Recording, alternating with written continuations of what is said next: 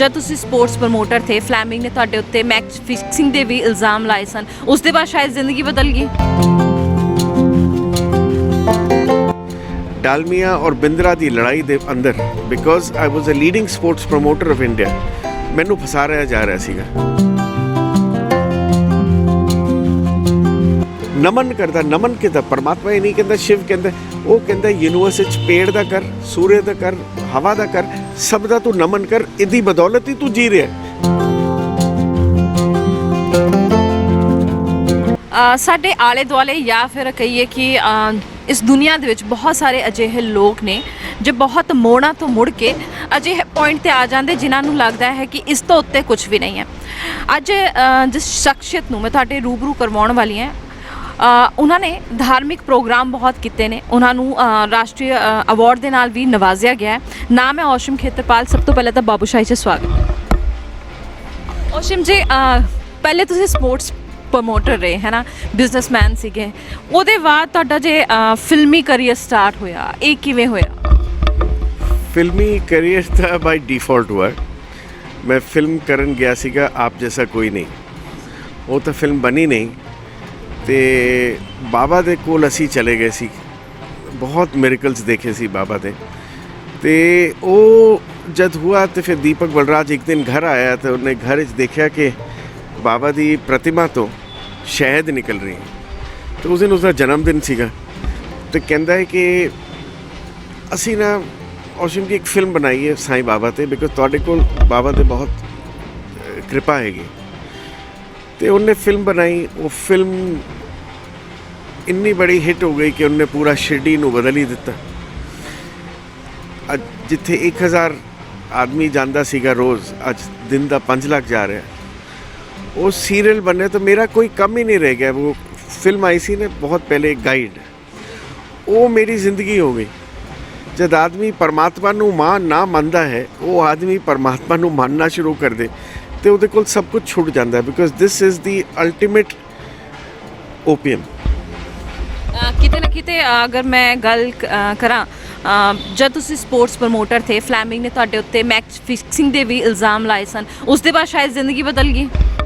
उसके बाद जब मैं केस जितया तो मैं पहली बार बाबा का देखा जो चमत्कार किया, क्योंकि वो केस डालमिया और बिंद्रा की लड़ाई के अंदर because I was a leading sports promoter of India मैनू फसाया जा रहा सीगा।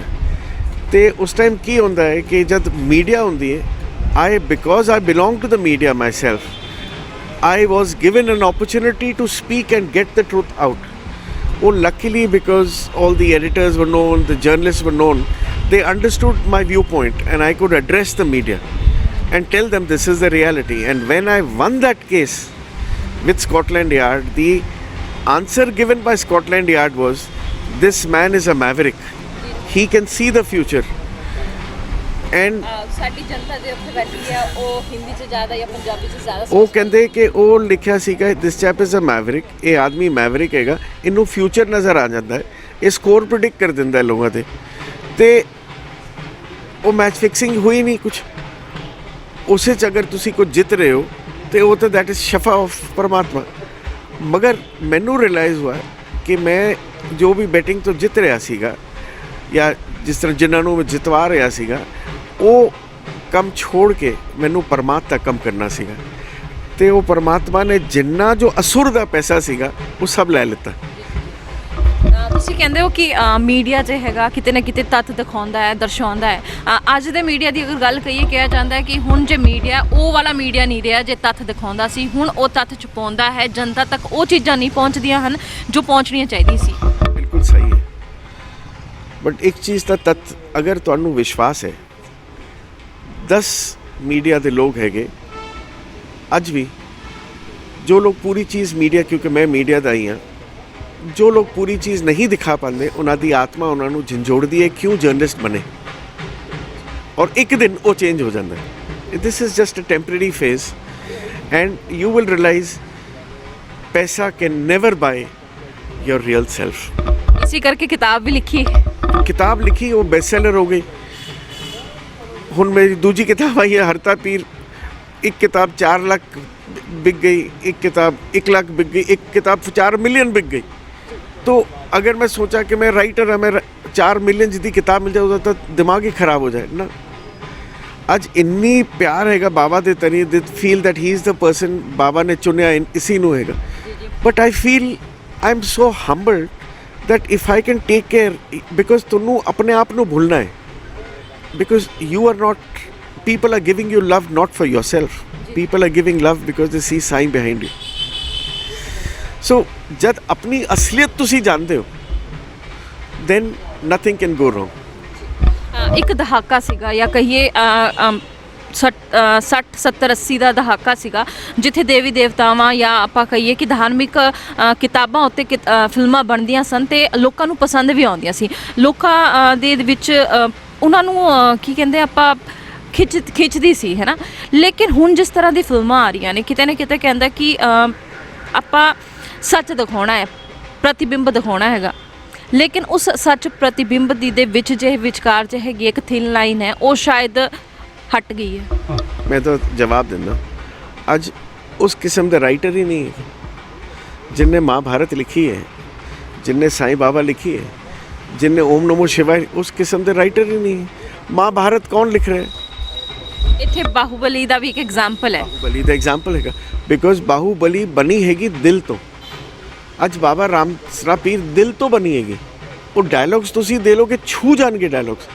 ਅੱਜ ਸਾਈਂ ਬਾਬਾ ਤੁਸੀਂ ਇੰਨੇ ਸਾਲ ਦੇ ਬਾਅਦ ਦੇਖਦੇ ਹੋ ਇੱਕ ਇੱਕ ਡਾਇਲੌਗ ਛੂ ਜਾਂਦਾ ਕਿਉਂਕਿ ਉਹ ਕੰਮ ਕੀਤਾ ਸੀ। ਰਾਮਾਨੰਦ ਸਾਗਰ ਨੇ ਕੰਮ ਕੀਤਾ ਸੀਗਾ, BR ਚੋਪੜਾ ਨੇ ਇੱਕ ਇੱਕ ਚੀਜ਼ ਤੇ ਕੰਮ ਕੀਤਾ ਸੀ। ਔਰ ਅੱਜ ਉਹ ਟਾਈਮ ਨਹੀਂ ਹੈ। ਅੱਜ ਕਹਿੰਦੇ ਜਲਦੀ ਬਣਾਓ, ਪੈਸਾ ਬਣਾਓ ਤੇ ਅੱਗੇ ਉਹ ਪੈਸਾ ਵੀ ਨਹੀਂ ਬਣਦਾ। ਬਾਲਾਜੀ ਨੇ ਬਣਾਈ ਸੀ Mahabharat but it was wrong. Why? Because ਜਦ public does not come to you if it is not true।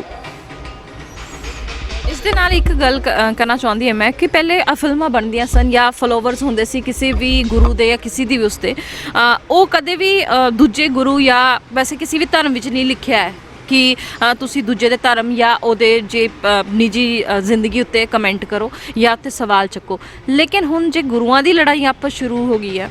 ਕਿਉਂ ਹੋ ਰਹੀ ਹੈ? ਬਿਕੋਜ਼ ਸੰਸਥਾਨਾ ਜੋ ਹੈਗੀ ਉਹ ਰਿਸ਼ੀ ਮੁਨੀ ਦੀ ਨਹੀਂ ਹੈਗੀ। ਸੰਸਥਾਨਾ ਹੈਗੀ ਪਹਿਲੇ ਸੰਸਥਾਨ ਜੋ ਰਿਸ਼ੀ ਹੁੰਦਾ ਸੀ he was away from money, he used to live on arms. ਹੁਣ ਹੈਗਾ ਉਹ ਮੇਰੇ ਬੈਂਕ ਅਕਾਊਂਟ ਵਿੱਚ ਕੀ ਪੈਸਾ ਪਿਆ ਹੈ। Thought process of sending.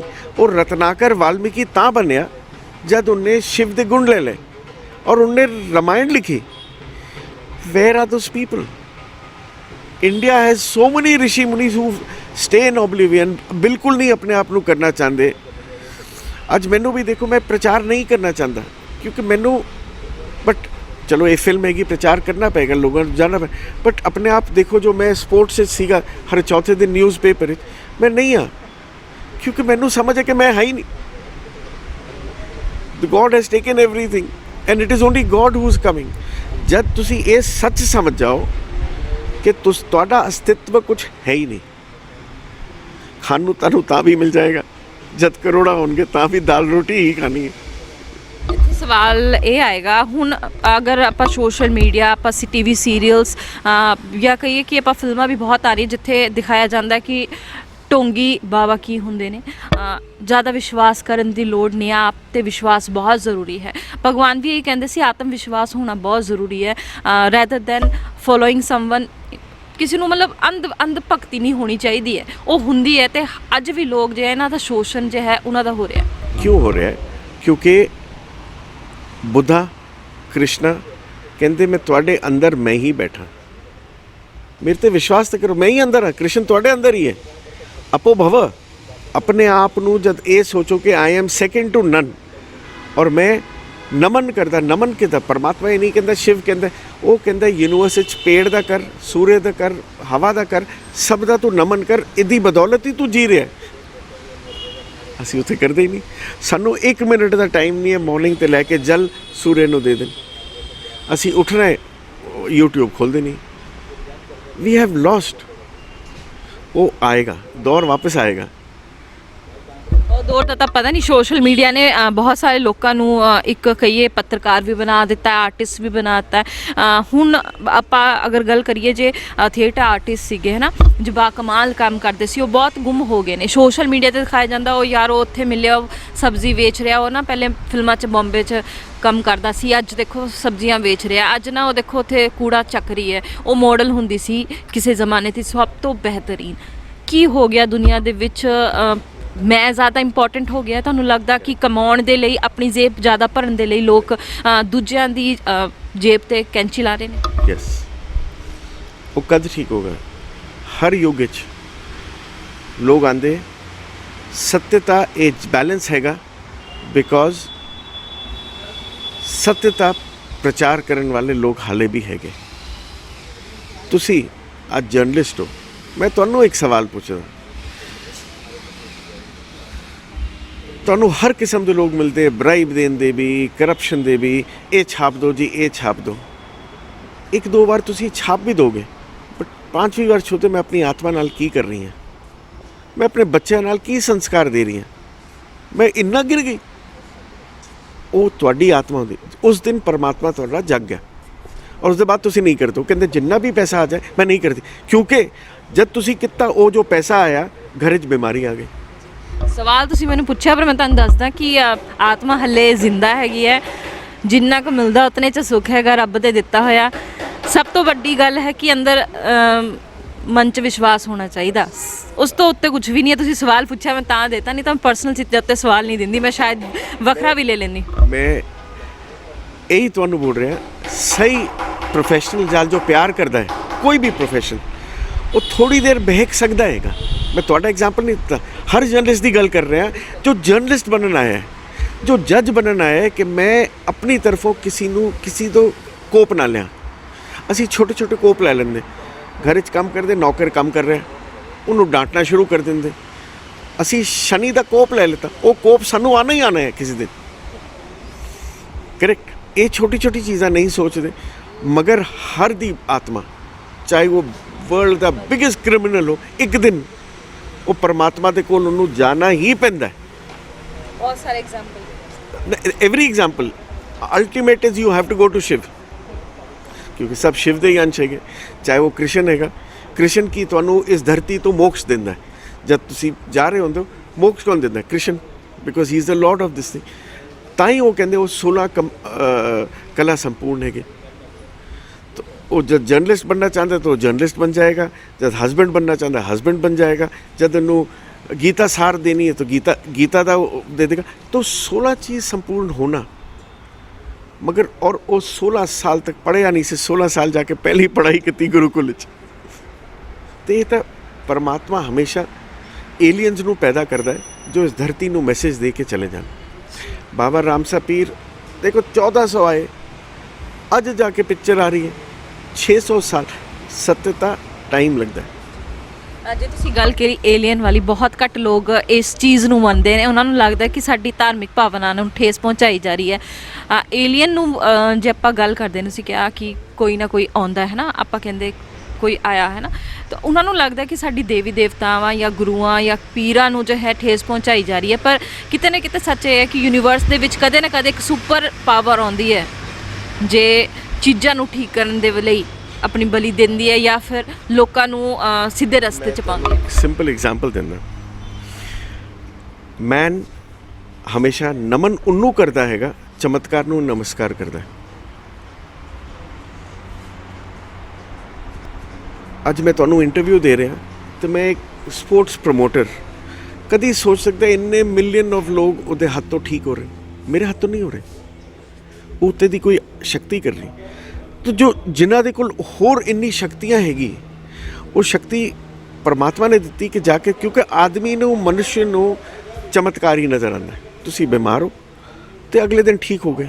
मैं तुहानू एक एग्जाम्पल दे रहा लेडी दा, कल राती she had pigments over here, in the morning all the pigments have vanished, she is here standing next over here, it vanished. Now what do you say to this? I have no answer and I had just blessed her, so I have no answer and I don't take any credit for it. Krishna, Buddha, they left impact on everything. जो भी किया उन्होंने impact छोड़े। Sai Baba impact छोड़, गुरु नानक बाबर आए, इन्ने लोग मरे, गुरु नानक चुप करके अपना लंगर बाहर जाके करते रहे। बट बाबर ਨੂੰ ਮੰਨਣਾ ਪੈ ਗਿਆ ਕਿ ਗੁਰੂ ਨਾਨਕ ਉੱਤੇ ਦੀ ਆਤਮਾ ਹੈਗੀ ਜੋ ਇੱਕ ਮੈਸੇਜ ਛੋੜ। ਬਟ ਕਦੀ ਵੀ ਬਾਬਰ ਨੇ ਗੁਰੂ ਨਾਨਕ ਨੂੰ ਕਨਫਰੰਟ ਨਹੀਂ ਕੀਤਾ, ਨਹੀਂ ਕੀਤਾ। ਕਿਉਂ? ਡਰ ਸੀ ਨਾ, ਉਹਨੂੰ ਪਤਾ ਸੀਗਾ ਕਿ ਇਹ ਇਹਦੀ ਇੰਨੀ ਲਾਈਟ ਹੈਗੀ ਕਿ ਮੈਂ ਇਹਦੇ ਸਾਹਮਣੇ ਮੈਂ ਨਹੀਂ ਕਰ ਸਕਦਾ। डर भय, सत्यता तो भय होएगा ही होएगा, क्योंकि वो परमात्मा की आत्मा है। ਬਹੁਤ ਅੱਛੀ ਗੱਲ ਕਹੀ ਹੈ ਕਿਉਂਕਿ ਕਹਿੰਦੇ ਸੱਚ ਤੋਂ ਉੱਤੇ ਕੁਝ ਵੀ ਨਹੀਂ ਹੁੰਦਾ, ਸੱਚ ਤੋਂ ਉੱਤੇ ਨਾ ਪਰੇ ਕੁਝ ਹੈ ਨਾ ਆਰੇ ਕੁਝ ਹੈ। ਲੋਕਾਂ ਨੂੰ ਇਹ ਦੇਖਣਾ ਬਹੁਤ ਜ਼ਰੂਰੀ ਹੈ ਕਿ ਆਪਾਂ ਕੀ ਦੇਖ ਰਹੇ ਹਾਂ, ਕੀ ਸਮਝ ਰਹੇ ਹਾਂ। ਸਾਡੇ ਆਲੇ ਦੁਆਲੇ ਬਹੁਤ ਸਾਰੀ ਵਧੀਆ ਚੀਜ਼ਾਂ ਵੀ ਨੇ, ਵਧੀਆ ਪੋਜ਼ਿਟਿਵ ਵੀ ਹੈ, ਨੈਗੇਟਿਵ ਵੀ ਹੈ, ਪਰ ਆਪਾਂ ਕੀ ਚੋਣ ਕਰਦੇ ਆ ਉਹ ਸਭ ਤੋਂ ਜ਼ਿਆਦਾ ਇੰਪੋਰਟੈਂਟ ਹੈ। ਕੈਮਰਾਮੈਨ ਆਕਾਸ਼ ਦੇ ਨਾਲ ਨੀਰੂ ਬਿਜਲਵਾਨ, ਬਾਬੂ ਸ਼ਾਹੀ।